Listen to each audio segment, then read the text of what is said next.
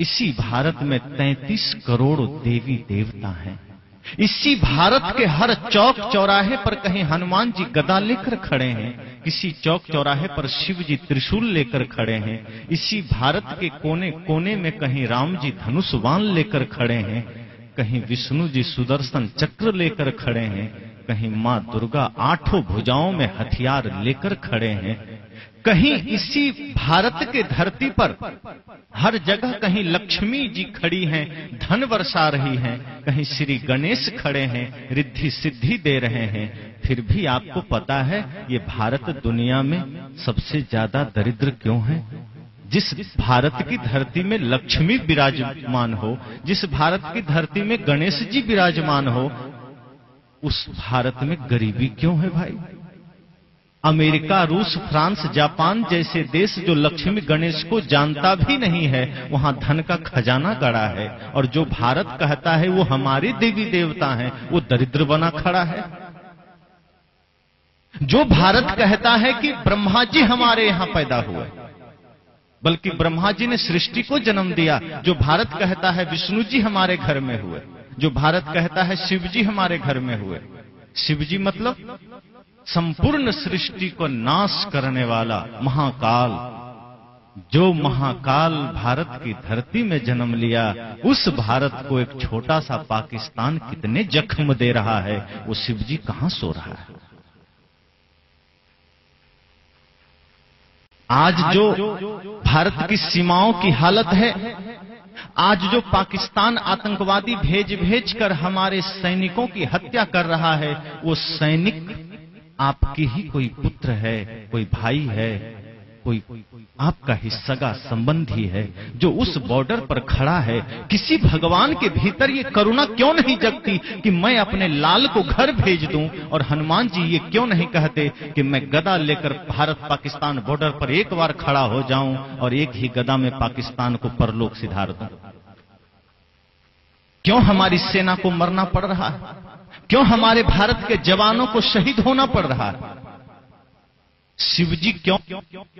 और चीन के बॉर्डर पर त्रिशूल से एक बार में चीन का सत्यानाश कर देते, ताकि वो चीन जो हमारे ऑक्साई चीन को कब्जे में कर लिया, वो चीन जो अरुणाचल के कुछ हिस्से को कब्जे में कर लिया, लेकिन भगवान शिव अभी भी सो रहे हैं और हम फिर भी हाथ जोड़े खड़े हैं कि हे प्रभु, आपकी कृपा होगी तो सब कुछ होगा, आपकी कृपा होगी तो सब कुछ होगा, मुक्ति मिलेगी, बंधन से छूटेंगे। सदगुरु कबीर कहते हैं उस भरोसे में मत रहना। 33 करोड़ देवी देवता मानते हो, उतना ही भ्रष्ट ये भारत हो चुका है। और जिस 33 करोड़ देवी देवता की आप बात करते हैं, उन देवताओं का चरित्र कोई ठीक है क्या? कोई इंद्र के बारे में तो जानते हैं ना, कोई तपस्या कर रहा होता है तो इंद्र को ईर्ष्या हो जाती है, वो जाकर उसका तपस्या भंग कर देता है। कोई सुंदर स्त्री दिख गई, इंद्र जाकर के उसके साथ छल कर लेता है। ये हमारे देवताओं की कथा है। जिसे आप धर्मराज युधिष्ठिर कहते हैं, वो पत्नी को दांव पर लगा देते हैं, जैसे पत्नी न होकर के वो कोई हीरे जवाहरात हो गई। ये धर्मराज युधिष्ठिर की कथा है। और फिर भी हम कहते हैं भगवान आएंगे हमारा कल्याण करेंगे। अगर यही ख्याल भगत सिंह ने किया होता कि राम जी आकर के देश का कल्याण करेंगे, तो भगत सिंह को फांसी पर न चढ़ना पड़ता। लेकिन भगत सिंह ने सोचा नहीं, कोई राम नहीं आएगा, अब मुझे ही राम बनना होगा। अगर यही ख्याल चंद्रशेखर आजाद ने किया होता, यही ख्याल वो 7 लाख वीरों ने किया होता जिसने भारत को आजादी दिलाने के लिए अपनी कुर्बानी दे दी, तो आज भी भारत गुलाम होता और हम इस तरह से बोल न रहे होते, इस तरह से जी न रहे होते। लेकिन हमारे शहीदों ने समझा कि अब कोई राम नहीं आने वाले, चलो राम के पद चिन्हों पर, अब राम हमें बनना होगा। चलो राम के पद चिन्हों पर अब इतिहास बदलना होगा।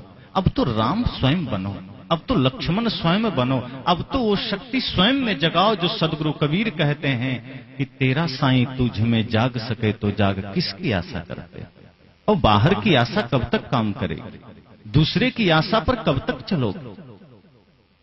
इतने देवी देवता के होते हुए ये भारत आज जिस स्थिति में गुजर रहा है, आदमी को समझना चाहिए। और भगवान ठीक है, हम कबीरपंथी हैं, हम उन्हें नहीं मानते, वो हमारी रक्षा ना करें, पर केदारनाथ में तो उन्हीं के भक्त गए थे और सब काल कलवित हो गए, अपने भक्त को भी नहीं बचा पाए। हनुमानगढ़ी में पूजा करते सब खड़े थे, बम धमाका हुआ, हनुमान जी के ही भक्त स्वाहा हो गए।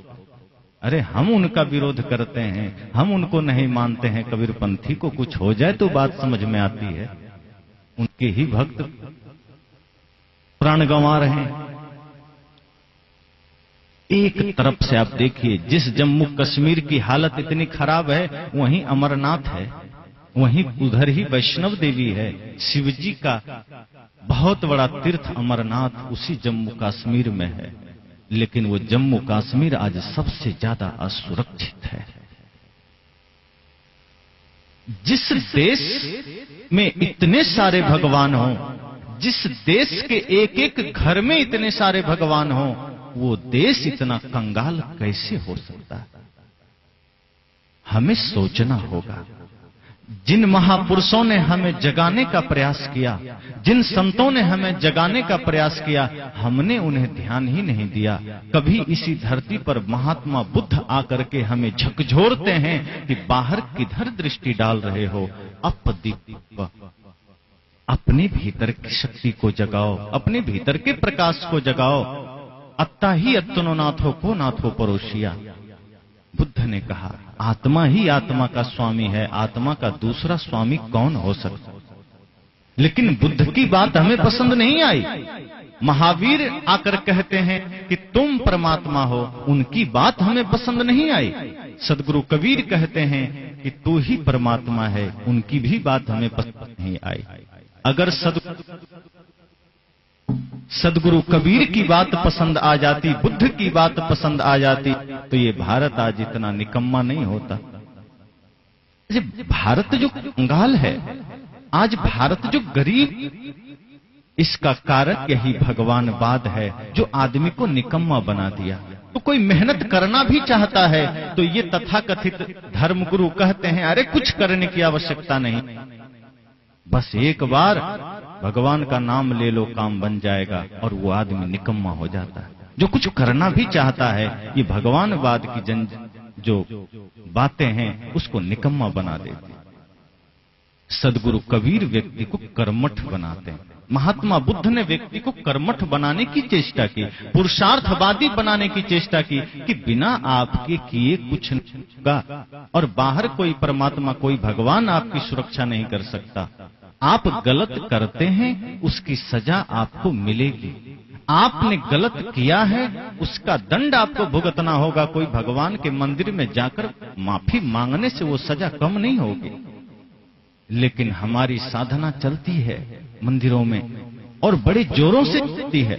आज देखिए, बड़े बड़े मंदिर में पुजारियों की कोई कमी नहीं है, लेकिन जितने बड़े पुजारी उतने बड़े ठग, और जो जितना बड़ा ठग होगा वो उतने जोर से घंटी बजाता है, ताकि बगल से गुजरते हुए आदमी को लगे कि ये बड़ा पुजारी है।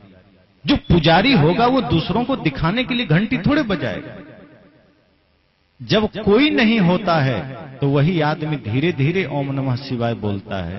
वो आदमी धीरे धीरे ओम जय जगदीश हरे बोलता है, और देखता है दो चार आदमी की भीड़ आ रही है, तो जल्दी जल्दी ओम नमः शिवाय शुरू हो जाता है, ताकि लोग समझ सकें कि बड़ा ध्यानी आदमी है, बड़ा भक्त आदमी है। लेकिन भक्ति है कहां? मुख में राम और बगल में छुरी।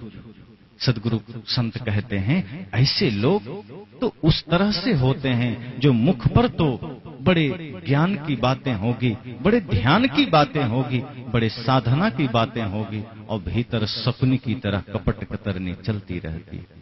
कोई एकता नहीं। इसलिए मैंने कहा, अगर आंखें हैं, अगर नेत्र है, तो हम हर जगह उस परमात्मा को देख सकेंगे। माता में, पिता में, छोटे छोटे बच्चों में, छोटे छोटे जीवों में, यूं कहें संपूर्ण सृष्टि में। घाव काहि पर घालो, जित देखो तित प्राण हमारो। किस चोट करना, जहां देखो वहां अपना ही तो प्राण है। ज्ञान की दृष्टि पैदा करनी पड़ेगी। और वो दृष्टि यही सत्संग से मिलेगी। दुनिया भर के बाजारों में घूमने से वो दृष्टि नहीं मिलेगी। हमारी दृष्टि बदलेगी।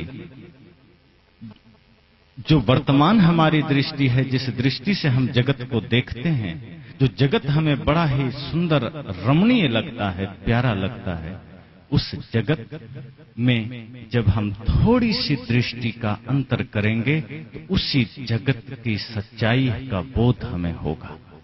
जैसा आप देखते हैं अभी हमारे सामने कैमरा है। ये कैमरा हमारी तस्वीर ज्यों की त्यों ले रही, जैसा मैं हूं वैसा ही वो उतार रहा है, कोई अंतर नहीं है। आप देखेंगे सामने से जो चित्र आ रहा है ज्यों का त्यों आ रहा है, कोई फर्क नहीं। लेकिन इसी कैमरे के जगह यहां एक्सरे मशीन रख दिया जाए तो मेरी तस्वीर वैसी की वैसी नहीं आएगी, बदल जाएगी। ये कैमरा मेरे बाहर की तस्वीर ले रही है, लेकिन एक्सरे मशीन जब आ जाए तो मेरे भीतर की तस्वीर लेगी।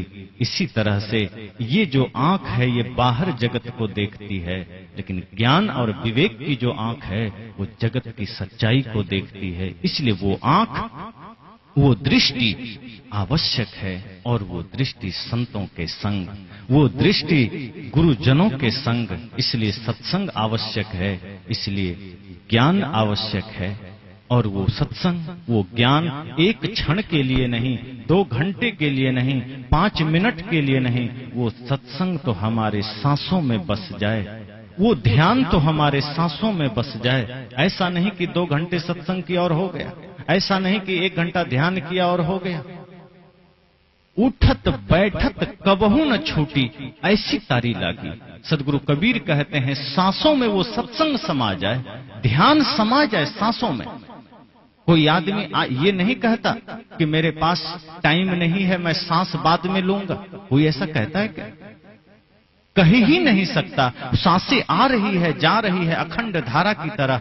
ऐसे ही जिस दिन ध्यान और सत्संग हो जाएगा कि उठत बैठत, सो रहे हैं तो ध्यान में, किसी से बोल रहे हैं तो ध्यान में, चल रहे हैं तो ध्यान में, खेतों में काम कर रहे हैं तो ध्यान में, बाजार में हैं तो ध्यान में, तो समझना ये जिंदगी ही बदल जाएगी। और ये संसार फिर जो अभी दिखाई देता है आकर्षक, वही संसार तब मालूम पड़ेगा यह संसार सराय मुसाफिर 2 दिन रहने आया है, बस।